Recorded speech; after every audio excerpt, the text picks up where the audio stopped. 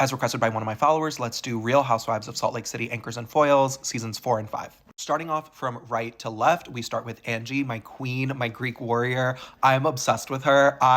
There was a Twitter account who said that because Angie is like a void of charisma, she becomes innately charismatic. She wants this so bad, and it makes her so fascinating because she is so stiff and weird and camp, but like it makes her iconic, right? Like when she showed up on the trip with Meredith to terrorize Meredith, the rumors and the nastiness, like I am just so obsessed with her lack of energy. I don't think that she's an anchor because there is something very inert about Angie. She doesn't necessarily have personal story, right? Like she's happily married, she has her business, she has her kid, but she also feels a little bit remote to me, right? Because like the only people that she really interacts with are like Lisa and Meredith and Mary, right? Like we don't really see her sort of meshing with the rest of the cast. Like I know that she clashed with Heather a little bit. I know that she like talks to Whitney, but she doesn't feel as enmeshed with the cast as some of the OG ladies.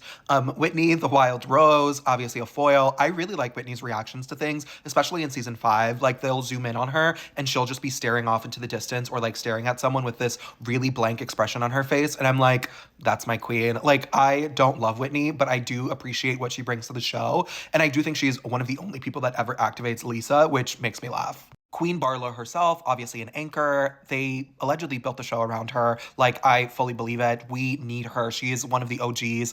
And, like, she is so central to so much of what's happening on the show, right? I feel like season 5 has been all about Lisa. They attempt a Lisa takedown every season. I said that in my original video. Like, we need Lisa.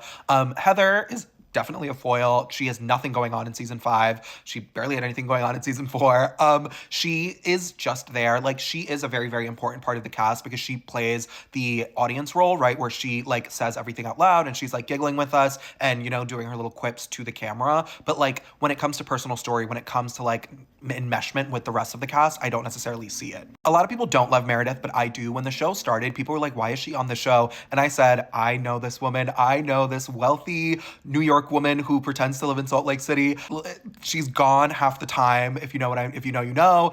And then once she started yelling at people, we saw that Meredith is completely delusional. She lives on another planet. I think she's an anchor. I think she's an anchor because it is very easy to build a show around someone who is insane in the way that Meredith is insane because she reacts so strongly to everything. Her thing is to like pretend not to care about anything and then freak out. So that is very easy to sort of play off of. And we see that time and time again, especially in seasons 4 and 5. Monica was obviously never going to be an anchor. When all of the stuff was going on at the beginning of the year, I said that I would be very surprised if they kept her around just because the entire cast hated her. And like something about the nefariousness and the creepiness of like the stalking and the watching people's houses and like driving by, it was all too much and too weird. Also, she was highly antagonistic. Like she didn't really fit in with these women and like everyone hated her again, but she was also just like terrorizing them constantly verbally. Like it is hard to build a show around someone who is going to attack you and insult you and call you all sorts of horrible names like at the drop of a dime.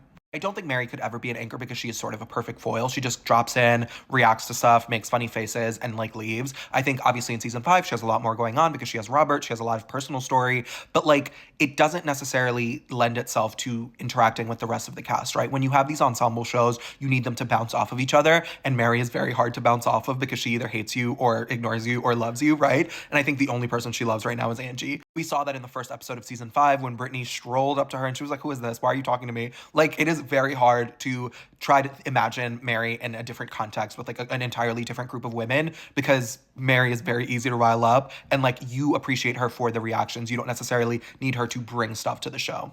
And finally, the name on everyone's lips, Miss Bronwyn Newport. I have a lot of mixed feelings about Bronwyn. I do think that she is very calculated. I think that like I am someone who literally writes about like the performance of the self, and a lot of the videos on my account are about how people perform themselves, and like sociology says that a lot of life is a performance. And when you think about reality TV in that context, she is performing this version of herself that is very, I don't know, like it is so obvious to me. It's surprising that so many people on Reddit are like, she's so natural, she's so authentic, because nothing about her reads natural or authentic to me. And that's not a bad thing, right? Like a lot of these women are performing versions of themselves, right? But I think that Lisa is iconic because she is unempathetic and like a complete void of heart. She just says whatever she wants and is like completely narcissistic, right? Like Whitney is sort of an idiot, right? Like Angie is a pillar of the community. Like, you can see that these women, there are elements that are very, very, very much themselves. Everything about Bronwyn feels put on. Everything feels like a costume. Everything feels like artifice. Even the stuff with Todd, it's like, did she talk about the cheating to punish him? Did she talk about the cheating to punish herself? Did she talk about the cheating to punish the women, right? Like,